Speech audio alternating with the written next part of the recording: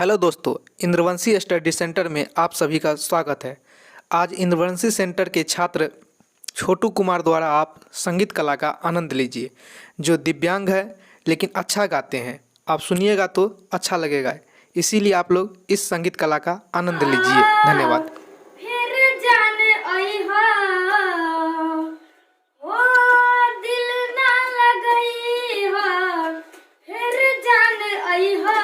अब जा जा जा जान भुला जाई हो।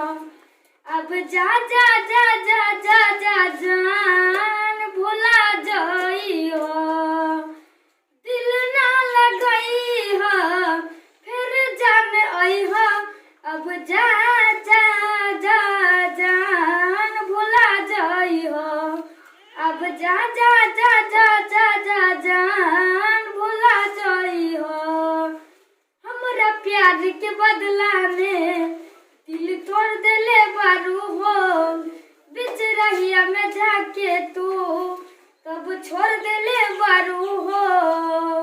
हो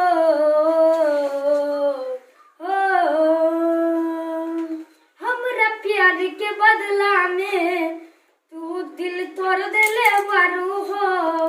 बीच रहिया में जाके तू तब छोड़ देले बारू हो। बीच रहिया में जाके तू तब छोड़ देले बारू हो। भूल मत करी हो हमके बिसरई हो। अब जा जा जा जान भुला जाई हो। अब जा जा जा जा जा जा जान भुला जाई हो। दिल ना लगई हो फिर जाने आई हो। अब जा देखिए कितना अच्छा गा रहा है। आँख नहीं होने के बावजूद भी अच्छा गा रहे हैं।